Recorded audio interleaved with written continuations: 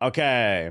First things first, I got for you. Where my Monster Hunter fans at? I seen this on the timeline. Somebody got to preview the game and they wrote a very extensive article. And I think what caught my eye is in the tweet I found where he was tweeting out the article. This came out 3 hours ago. He said that this is a clear 2025 Game of the Year contender. What up, Joan? A clear 2025 Game of the Year contender. I'll be the judge of that. Let's talk about it. Monster Hunter. What's the new one called again? Monster Hunter Wilds. I recently returned from LA where I witnessed the Xbox Game Showcase and the Summer Games Fest. While there, I got to experience live gameplay behind closed doors of a title I firmly believe will be running for Game of the Year 2025. Yeah, shout out to Season Fills with the sub. Appreciate it. Set in the Forbidden Lands, the famed research convention has arrived to chart a course through the spectacularly unforgiving landscape. Breathtaking and deadly weather storms sweep across the land, wreaking havoc on the environment and enraging creatures that have adapted to live within its dangerous climate. Yeah, we know, super dangerous. Let's get to the gameplay. At the Summer Games Fest, we were able to meet up with the team behind the Monster Hunter Wilds. We were also treated to a 20-minute live demonstration of the game's first hunting location known as the Windward Plains. Did they get to play it themselves? Maximilian got Monster Hunter Wilds and did a full breakdown on his YouTube. Oh, it might be better than this shit. How long is that video? See Maximilian, dude. Monster Hunter. This is from 2 weeks ago. How did I miss that shit? The Marvel games that Nintendo announced aren't coming to Xbox. That's bullshit. Yeah, I seen somebody throw a temper tantrum on the timeline. I was like, bro, this is the last straw for Xbox. I can't do this anymore. Like, just get a PlayStation, get a PC. Like, why are y'all so loyal to these platforms? Armed with a great sword and a newly swappable heavy bow gun, atop a new mount, or a hunter went to take down the Dashima Bull, all while navigating an environment that wants to murder you as much as the monsters themselves. I'm convinced that Monster Hunter Wilds will be one of the best games for Xbox and one of the best games for PC when it drops next year. There's a big focus on immersion. I'm a big Monster Hunter World junkie, having put almost 1,000 hours into the game, and it's a prolific expansion, Iceborne. Monster Hunter Rise was decent, but the Switch first entry in the series felt a step backwards in some regard from its predecessor, although it was designed for a handheld first. In that context, it was very good still. But Monster Hunter World and Iceborne just left me wanting more and more. So far, it seems like Monster Hunter Wilds is here to deliver that.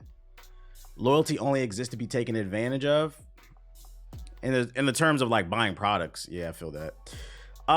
Built on the modern RE engine, Monster Hunter Wilds is taking the series into a more immersive direction, complete with larger maps, cutting-edge visuals, voiced protagonists, complete with human settlements and side quests. It's a headline feature. The Secret Mount is designed to help you traverse these much larger play spaces, and your acquisition of one is tied to the story in the Forbidden Lands native tribe who trains them. Damn, I missed the beginning of the stream. It just started, bro. I've only been live for like 10 minutes. From the beginning of the demo, we were shown off some of the new characters, including the very popular blacksmith Gemma, who will help you maintain your gear and craft new ones alongside a new mission handler, Alma.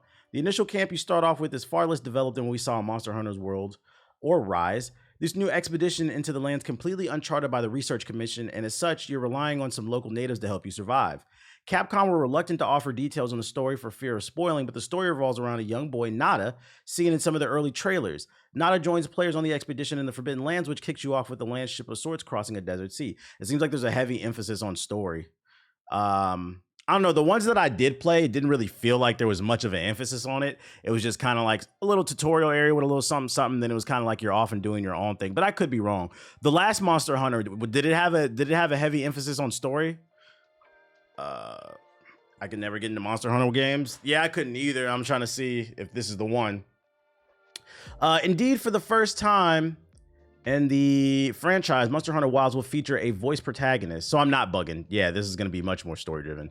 Male or female, depending on how the player customizes their character. We also saw village settlements in game 2, where NPCs have daily routines and even offer side quests and bartering opportunities. Generally in Monster Hunter Wilds, most NPC interactions took place in a hub city area separate from the hunting grounds where the gameplay takes place. Anytime I hear NPCs have their own daily routines, I just laugh. Like, get the fuck out of here, bro. they have their own daily little task that they do where they walk left to right. One walks up and down. One might be swinging a sword, but they don't have daily routines. You can only do so much with the AI. Yes, I seen Monster Hunter gave Elden Ring a 3 out of 5. Yes, I saw. They said the game was hard. We talked about it on the stream. Yesterday it was written by the same lady that just had that Frost 2.0 rant last week. I don't know what you're talking about. The settlement even had a backstory and lore to add flavor to. This is where the locals train secrets. You might not have pronounced that. The bird-like Wyvern mount. This is so nerd. The bird-like Wyvern mount that forms the basis of Monster Hunter Wilds, the new core gameplay feature. Monster Hunter Rise also has riding the Palamutes, but it felt a tad bit underbaked in some ways with regard to the overall gameplay loop. Wilds is aiming to be different, given the secret serves as not only a traversal method for the game's much larger maps, but it's also additional mechanics based on top of that. More on that shortly. Also, can Twitch chill updating? Every other day I open this app and it asks me to update. They trying to get right. Is it pronounced sacred? Is that how it's pronounced? Red Dead 2 had something like that where it'd have NPCs building houses or railroads. It actually would have them finish. Yeah, but that's not a daily routine. That's a pre-programmed thing that they just made it go over time. Like when I hear you got a daily routine, like they really programmed it to do a bunch of different stuff. Like it's not that deep, I don't think. They're trying to make it out to seem. And at the end of the day, even if they did, you're not going to see. Yeah, it's just scripted events. You're not going to see any of it anyway because you're going to be too busy hunting monsters and shit. So I'd argue it's like the argument: if a tree falls in the forest, does it make a sound? You won't even see those routines. You're too busy hunting dragons. The first time we were treated to was against a groundhog bull-like giant Dashgama, new to the franchise. Along the way, we were treated to a safari of other deadly creatures who added a dose of chaos and occasionally an opportunity in the mix. The Sacred Mount is not just to help you speed and glide across the windward plains, but it also serves as a mobile mini base of sorts. Indeed, you have your returning Palico Cat, but he set up proper camps where anywhere in the field. But for simple things like weapon swaps, the Sacred can carry backup weapons to help you adapt to the situation at hand. I like that. Is that new? Is that new? I like that. So he's a mobile kit where you can swap armor and weapons and shit like that. You don't got to go back to base. That's fire. Okay, I like that. During the demo, we saw how the hunter was able to swap into the great sword while on foot to take advantage of moments like the Dasha was stunned or incapacitated, and then switch to the heavy bowgun while mounted for taking pot shots and applying pressure. I asked Capcom how weapon switching would impact the game's armor skill system, because previously it was optimal to build armor set around a specific weapon type. Heavy bowgun armor skills absolutely do not synergize. Heavy bowgun armor skills absolutely do not synergize with great sword skills in previous games, but that should change in Wilds. Armor skills are being reworked to accommodate this new system, Capcom explains. Although it remains to be seen how it will function in practice, I expect more generalized skills, but I hope it doesn't come at the cost of depth. Capcom isn't ready to discuss those aspects just yet, though. If you go to New Zealand, you can play the DLC tomorrow at 5 a.m. I'm not in a rush to play it. It'll be here. It'll be all good. I've never been more disappointed in Twitch's Noti system. Follow me on Twitter. I always go live on Twitter. In any case, we got to see how the Dashima would play out in the wild, evolve the top new features in the system to make fights even more exciting, dynamic, but also realistically immersive. How the fuck do you make it realistically immersive fighting these fictional characters? What are you talking about? Monster Hunter Worlds had this impressive attention to ecological realism. It was plausible that all these creatures could exist in a world that was built around them. Wilds is doubling down on that ecological attention to detail. In World, you could freely fast travel to camp without being in combat, so a proper weapon swap is nice. They made it even more streamlined, basically. Dashgama is a beast in its own right, but he's not alone. Flanked by his equally angry pack, Capcom showcased to us how hunters will have to be resourceful and adapted to avoid getting mauled while fighting pack-based targets. Jumping right into the fray and trying to fight them all at once isn't going to be a winning strategy, but aggravating them into chasing you on your Sacred opens up a wide array of opportunities. So control the fight. They hire in random word generators to write articles. Why you say that? First, the hunter lured the Dashima and its kin into a gigantic sand trap built by another plains creature, Balhara. The Balhara is a desert-dwelling leviathan that uses a corkscrew-shaped hide to glide through the sands. It forms pitfalls and traps of loose sand to acquire prey, and clever hunters can use these areas to ensnarl other monsters. The Dashgama bull is too large to get ensnarled, but his smaller kin is quick to fall victim to the Bahala. Yeah, that's a lot of word salad. This shit is fucking nerdy. Like, imagine being new to this fucking franchise and hearing this.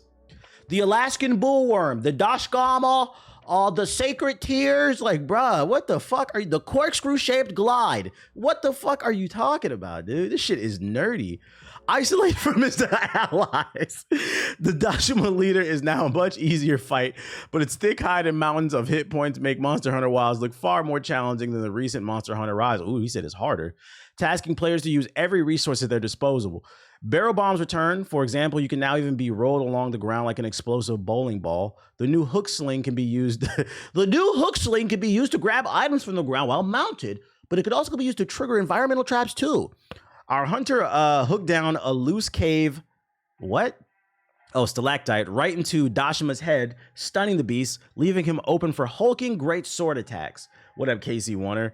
The hunter also took an opportunity to showcase some of the new weapon attack players can expect. You can now drag the great sword alongside of monsters, doing crazy damage while also helping you reposition. The iconic helm breaker longsword can also now be followed up with extra combos, painting your enemy with damage numbers.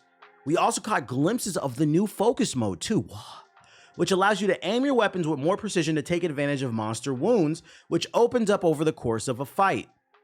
So it's kind of like, not a perfect dodge, but I don't know, like you can slow down time and just be precise and like attack. Maybe like Metal Gear Revengeance, remember like he could slice and shit like that. The dynamicism on display was incredibly exciting, and I can't wait to learn how Monster Hunter Wilds will treat all the other returning weapon classes. The most exciting aspect of Monster Hunter Wilds is the dynamic weather systems. I don't care about that. We're gonna have rain and snow. So much more to learn. Capcom told us that the studio is working on many pain points from the original games. That's what I like to hear. We saw how 4-player co-op works in Monster Hunter Wilds, now complete with full crossplay for the first time. We love to see it. Monster Hunter is historically notorious for making it convoluted to get into co-op in its initial missions, but Capcom tells us they're working to improve the experience, make it seamless. Just drop in, drop out, send an invite. I don't know why these developers make some simple things super complicated. This looks like a next-gen only game, but then again, I thought Jedi Survivor was next-gen only, and we'll get to that later. It does seem like Monster Hunter Wilds has a deeper emphasis on a story delivery this time around, wrapped in an incredibly large world. Capcom says that its hunting locals are several times larger than world, and it will be connected via a seamless travel rather than loading screens, as well as the case previously, although fast travel will return as an option per usual. Seamless travel. That's a loading screen. You hop on a dinosaur's back and fucking run. I just don't have to control it. From what people said that watched the presentation, there's no loading from camp to hunts. Interesting.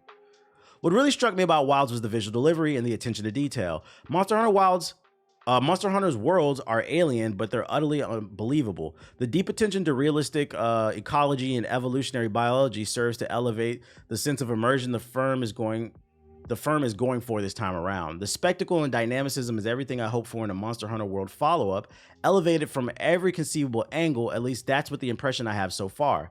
I have no doubt that Monster Hunter Wilds will deliver and take place as my top game of 2025. Capcom has been consistent in recent years, and right now I'm willing to give them every benefit of the doubt. The wait is going to be agonizing.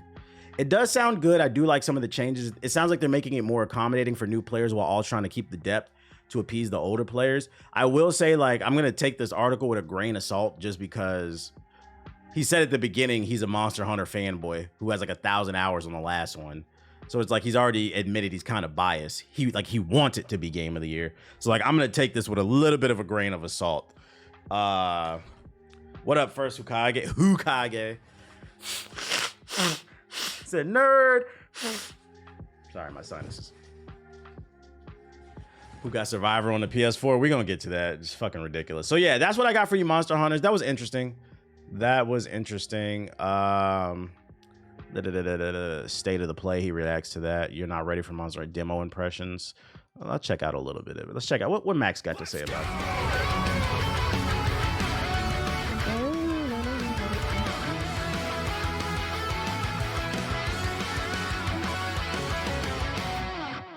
What's up, dudes? Max here, back from Summer Games Fest and some impressions of games at the show. And this shit 22 minutes. Important one because it is revolving around an approximate what I'm about to do. 30-minute gameplay demonstration that we saw with our own eyes. Purge all PS4s. Wilds. And I'm not going to beat around the bush. This game was effing amazing. Let's get started because this was effectively my game of the show. I love my Gatorade in the kitchen. 1 second.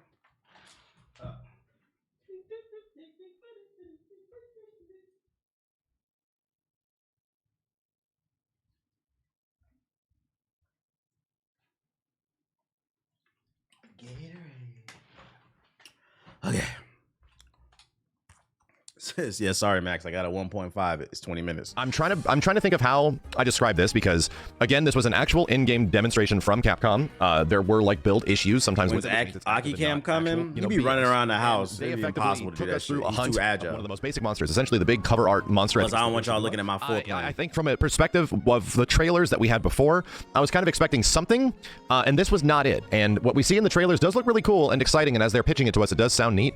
But to me, the trailers seem like kind of a bit of smoke and mirrors, and like, oh, I think this is CG, I think this isn't. So I wasn't expecting that level of polish when it came to the game itself. And believe it or not, the game itself had that GoPro in the and I was collar. kind of mind blown as a result. My apologies if I'm using trailer footage and screenshots to. I like that. He said it seemed polished, which is interesting because when I saw the trailer, I felt like and maybe I'm wrong. Did anybody else feel like the frame rate was dropping when they first announced it?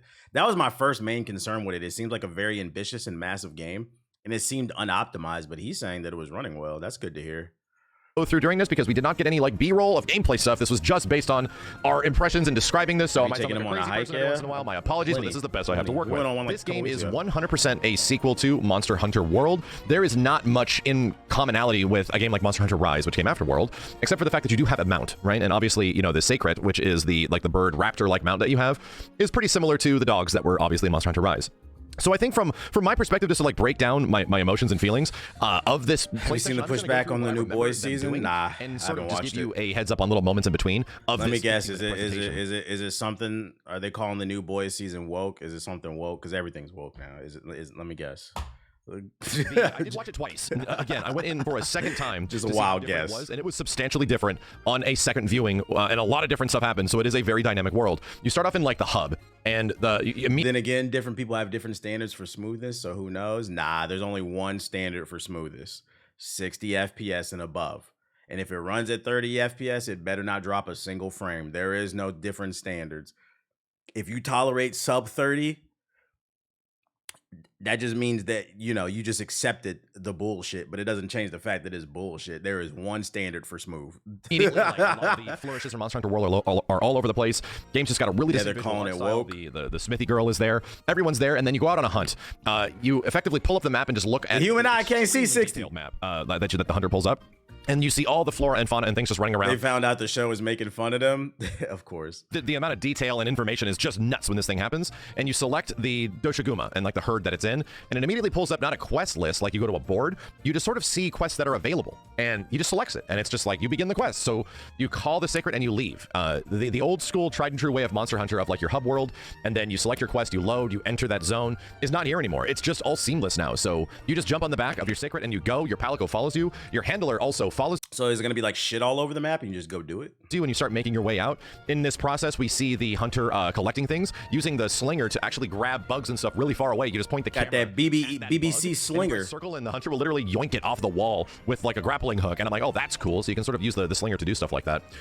They did explain that the map size in comparison to something like Monster Hunter World is significantly bigger. I think they use the term 2 to 3 times the size of a Monster Hunter World area, like the Ancient Forest, for example. So there's a lot of verticality to this. They showed like 3 levels of verticality to each zone, but yeah, significantly faster. And when you get out there, when you first like see the size Baddie of alert. Oh, okay, you get this big vista of the area as the hunter leaves like the base camp and starts moving out there. There's also several different areas you can choose to like circumvent that distance. Never played Monster Hunter. Is it valid? The people who play it love it. Me, I'm not like a big fan. I've never thought it was bad. It was always kind of like it's not for me. But I always saw the vision of Monster Hunter. It's just like I felt like there was things they needed to clean up, and I'm hoping this is the one that gets me into it. Where there's another part where they leave the camp in the Sacred, climbs across all these mountains. You see this stuff sort of like the trailer, and can sort of scale all this shit and then do a glide. The actual monster can glide across a big plain field, which is cool. It means like you just have more cool looking traversal options. Now, before going out on a hunt, there's a really specific icon like location, like a glowy part of the map, which signifies that you can create a base camp. And instead of there being being an inherent base camp like there is in all the other Monster Hunter games. There's ones that you can make across the map, apparently. And, you know, you can kind of... like Dragon's Dogma. And Palicos show up out of nowhere, and they just craft this thing out of like, literally nothing. And suddenly you have, like, a functioning base camp, just like classic, you know, Monster Hunter World. But it seemed like these are acting as, like, checkpoints and, like, fast travel points for the entire map. So as soon as you see these, you want to put up a base camp. However, they can be destroyed. They even tried to show us later on that these are destructible. So there's some cool stuff that happens there that, like, hey, your base camps have to be maintained, you know, every once in a while, and you have to go out and make sure some of them are still there because monsters will, you know, actually beat them up. So anyway, our hunter has pinned the hunt. They go out on the hunt. Everything is seamless. There is no loading. The animations of the hunter on the back of the Sacred, like moving around, are absolutely insane. The level of polish of just like the movement and mobility of the hunter on top of like the mount is just ridiculous. It looks so polished and so good. And then yeah, you come across the monster. And one thing I do want to start talking about is a nice little counter with creatures. I'm just trying to cover them all in my head. Mounting is back from Monster Hunter World. You get a mount, and then you eventually do minor damage to the monster until you get a big topple attack. There is new crazy topple attack animations for every single weapon. There's also now sneak attacks, where you sneak up on a monster, and then you press like circle at a certain period of time if they're unaware of your position. Stealth, I like that. Big surprise, like sneak attack, large amount of damage right at the start. They also show a ghillie mantle when you sneak up on a monster. So, I'm surprised that wasn't in the game already. You know, it would make a lot of sense. They weren't there in Rise. So I'm not super thrilled about that, but you know, still. And other things that we have seen are other ways to engage with monsters. You can jump off the Sacred to potentially get that mantle attack, the mounting attack. And there's also now clash attacks. Shout out to Uncleave Heat with the sub. Appreciate it. Demo, the two different demos I saw with Greatsword as well as I think it was a heavy bowgun, where the monster will clash with you every once in a while. And this is that animation you see in the trailer of like holding the sword in the mouth of the monster and striking back. There was another one we saw of you cramming the heavy bowgun in the monster's mouth as it's attacking you, which is like a clash attack, and then boom, you like fire a huge shot. The same thing happens with the heavy. The only thing I don't like about this preview in that article, and maybe I could be wrong, but it's because in that article I just read, he said it was a hands-off demo. Capcom played the game, and he was giving his impressions of what he saw. It sounds like it's the same thing with Max. I don't like when studios do that shit. To me, that's a bit of a red flag, because why can't I play the game? Like, why did you invite me to come watch the game? They did that with Star Wars Outlaws too, Ubisoft.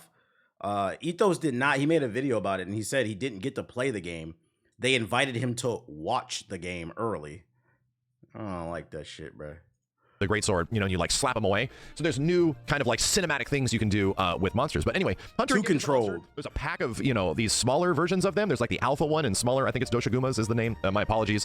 You know, there's a lot of stuff in here that, you know, is new. There wasn't, I don't think we saw any monsters or like herbivores or anything in the world that resembled stuff that I remember from Monster Hunter Rise or World. So they might be from older games, but they seemed everything was like brand new. The whole point is that they want to separate the main monster from the pack, and they start introducing to us field traps in the world. Things like vine traps that you can knock off trees. Things like these like spiky bushes that do minor damage and slow down the monsters. We're trying to separate the alpha from the herd because fighting them as a herd is kind of a huge pain in the neck. And as we do so, we start going over sand dunes and running away. And the music. Shout out to Resist the Dawn with the sub. That's cool right there. That level design. Music. There's like general world music, which is a very like calming theme. And then there's like, you know, beginning the hunt sort of music as you get close to monsters. And then there's like engaged. You begin the hunt and start fighting, and like the music like kicks in. It's all dynamic and changing. And as soon as the hunter runs away, it turns into like pursuit music. Like you're either chasing or being chased by monsters. It felt all very different and very organic as the fight was happening. And it was very cinematic and like action-packed, huge horns, and I'm probably gonna sound crazy describing it, but just trust me, it sounded ridiculously cool from an audio sort of experience. So they're like running away, and then they get to a part of the map that has a sand dune that looks like different than the rest, and the hunter tries to get the other monsters around it, and suddenly it's one of the other monsters we saw from the latest trailer, like these big sandworm, rockworm things, and it pops Alaskan bullworm, one of the smaller Doshaguma out of there, and they all go into like a whirlwind sort of trap that is below the sand. The sand starts like sucking them up, and they're getting like potentially sent to a lower area of the map or something like that. But the alpha holds on because it's bigger and stronger. And all whatever happened to the EA Monster Hunter clone? Y'all didn't support it. What do you mean? They shut it down. They shut it down literally the year it came out, which was last year. What you mean what happened to it? Y'all didn't buy it. The alpha climbs out and starts pursuing you, so naturally you begin fighting the alpha and engaging it with in a variety of ways. We learn about That's fucking mode. funny. And focus mode is literally just a targeting reticle. You don't buy it, then complain they shut it down. That's crazy. Bow and arrow.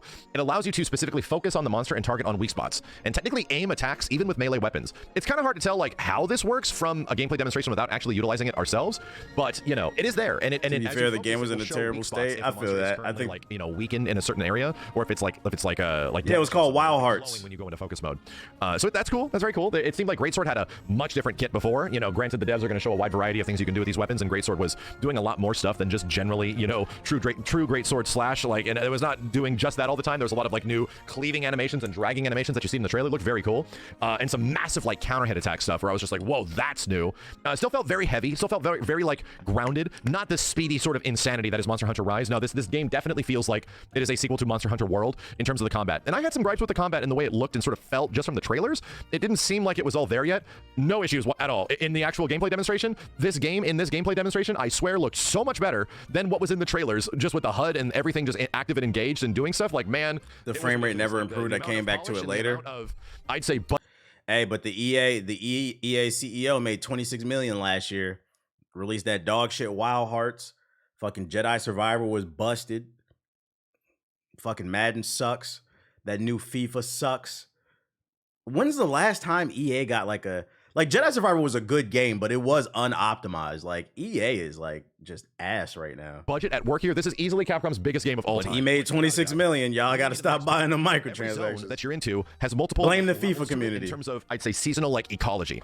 And they start warning us that the towns people. Jedi Fallen Order. Nah, Jedi Survivor. Hey, there's a sandstorm's coming, and they're preparing. Oh yeah, Apex is hacked now. That shit don't even work. The aura of the entire area, which is this big sand dune, starts to change, and you look in the distance. That could be a video idea for you talking about CEO elites. I did one. I literally just did one like a month ago. Whoa, shit comes in and everything changes. It turns from like day to dark. There's lightning everywhere. There's new hazards. Animals are acting differently. Like, everything suddenly changed. The environment is now a completely new place. The lighting is absolutely EA equals everything average. Insane. The lightning itself is hitting and flashing and doing all this stuff. It can actually hit the monsters. You can see where it's happening. The zone is 10 times more dangerous. Thumbnail testing. Yeah, in YouTube. I don't have it. And like I said, Ethos and JG got it. I haven't gotten it. How much stuff has changed during this time frame? It's rolling out like in waves. Want to like go on gathering missions and stuff like that. When these things are happening, it's like kind of important. So anyway, this is where they can continue the fight. And as they continue the fight, I use a third-party app. This isn't just a small zone; it's a massive zone with like multiple monsters. Usually, before in Monster Hunter World, you would look on the map and see like 3 general big monsters at any given time. Now there's just like herds of Doshiguma everywhere,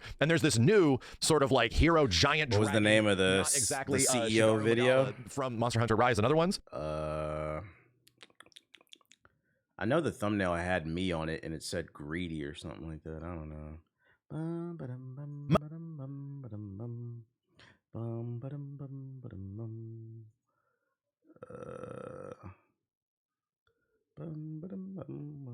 Right there. The shocking truth behind the death of the $70 game. A lot of people didn't watch it. Here you go. Pricing has been something of a sort.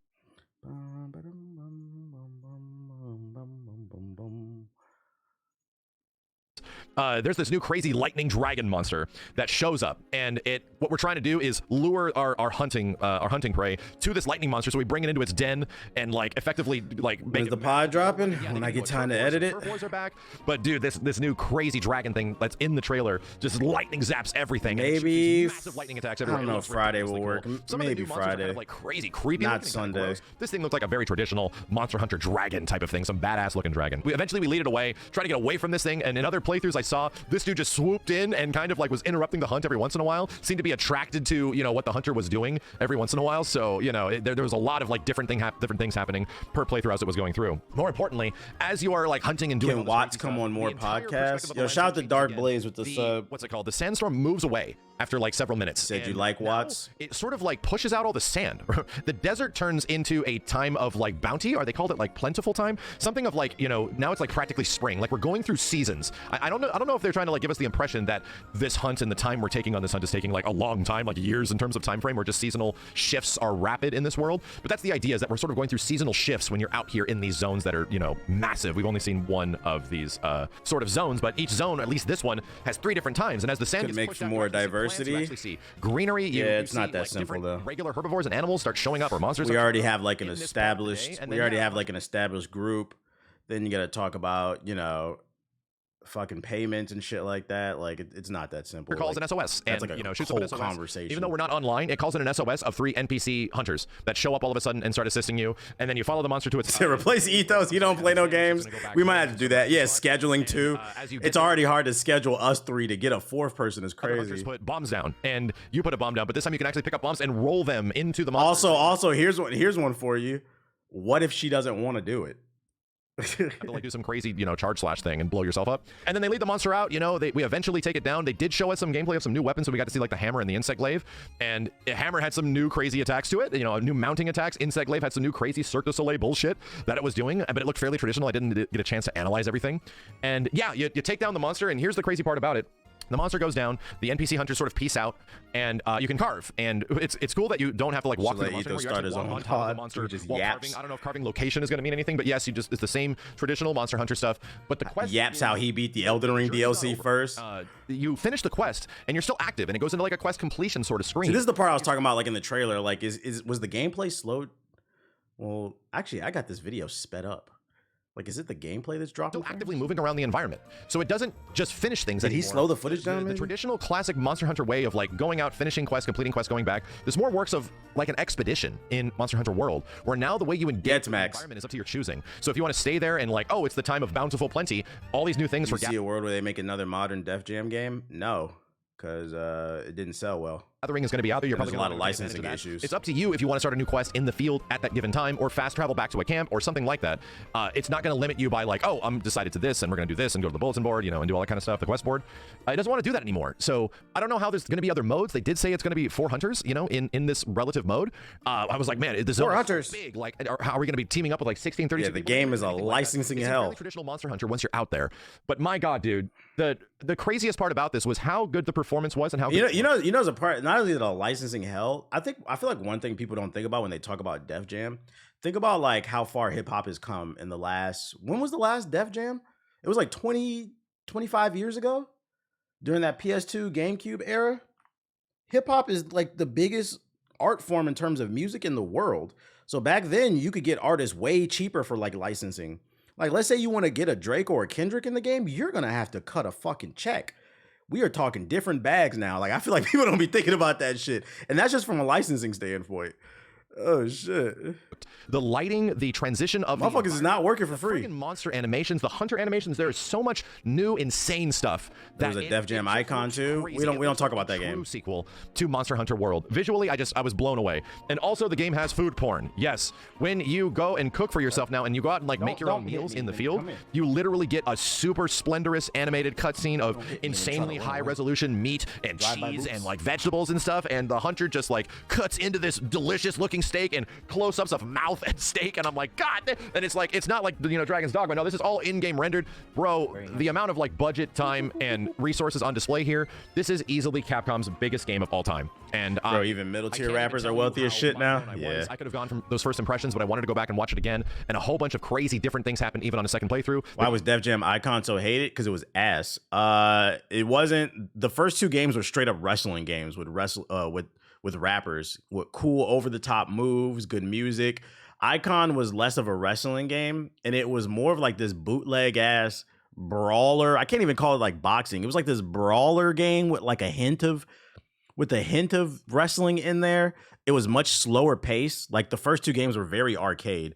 The special moves weren't cool. It had this weird DJ mechanic where like you could control the environment and you'd make their hands go freaking, and then like it'd make the room rumble. It was fucking awful. I'm not gonna lie. It was it just was nothing like, it was one of those things where like it was the last entry in the trilogy. They should have just cleaned up and further improved the formula they created in Fight for New York. For some reason, for the 3rd game, they tried to make a completely different game when the first 2 were already loved. So, like, that's what I say. We don't talk about Icon. That game fucking sucks. Also, just kind of had performance issues a couple times. It said they was trying to kill hip hop. But to me, that was sort of reassuring that this wasn't bullshit. This was at this point. Doing this. I would because like I don't know if another Def Jam will ever happen. I would take a remaster of Fight for New York at this point. Just add online with rollback netcode. It was nuts. So I know there's going to be more playable stuff in the near future. Collector's edition or something. Hands-on and footage available, because you sound sort of crazy talking about this, in my opinion. And from the perspective that I have of Monster Hunter World still being an incredibly good-looking game, but on an old engine with old hardware, this shit felt next generation AF. And on top of all that good news, we got crossplay. Don't even know if we have cross-save, but this thing's gonna be on PC day one. This shit's gonna take over the world, man. I would not play this game on PC. Something about this tells me this would be unoptimized. Also, like, who the fuck would be in a new Def Jam game? Everybody asked for it. Who would be in it? Like, I feel off rip, you're gonna want Cole, Drake, Kendrick. then after that, who else is gonna be in the fucking game? You could put Lil Uzi in there. Meek Mill, no. That's a maybe. 21 Savage, I could see that. I just feel like there's not like I don't. Yeah, you could do Future. I feel like we're thinking too hard about this, though. we're thinking way too hard about this shit. I argue that this might be one of the most impressive things I've seen at an E3 event, just behind the scenes. And in terms of this generation, easily one of the most impressive looking games I've seen this generation. I don't feel like this generation has as many stars. And the world that they're making here didn't come across as sort of drab and just sand-like, where it's like, oh, there's just no detail. The music is not in a good space right now. It was ridiculously impressive, and this was not even a big story thing. Either way, I don't think we got any B-roll, unfortunately, to show of this stuff. It's just like the previous trailers as well as screenshots. I hope I don't sound too insane talking about this, but it was very impressive, and easily is one of my most anticipated games of 2025. I'm going to take every opportunity I can to learn more about this because Monster Hunter Wilds seems the grippy special. He makes it seem good, like he really liked it. It looks good. I'm gonna keep an eye on this joint. Chris Brown, Soulja Boy, Tyler the Creator, Nicki Minaj, Ice Spice. I don't know, man. I don't know. Like I said, the main issue is like a lot of people. I think because the people who played Def Jam, they really loved it. The thing is, like, it's not as popular as you think, and I feel like a lot of people, they live in a bubble and they don't understand that. But if you actually look up the sales, the last time I looked at the sales, like years ago, like I think Fight for New York sold like 1 million or 2 copies, which is not that good. In terms of like thinking about all the star power and the production that went into it, the licensing issues and shit like that. And I remember even on this stream, somebody, I forgot who said it, but somebody in the chat said there was a big streamer, it was a white streamer that was playing the game for the first time, and they thought the game was weird. They were like, what the fuck is this shit? Like, a lot of people don't love it as much as you think they do. You know what demographic loves the game. Like, it's usually wrestling and hip-hop fans that really love the game. But like to other people, like it wasn't part of their childhood. It's not as big as you think it is. Max played it a few years ago. Maybe that's who it was. Yeah, it's not as big as a lot of people's childhood as you think it is. It's big, a part of certain people's demographics, basically. Yeah, it's more of a cult classic. There it is. Yeah, I would say Def Jam is a cult classic, but it's not a classic as a whole type of game, if that makes sense. It's one of those games, if you know, you love.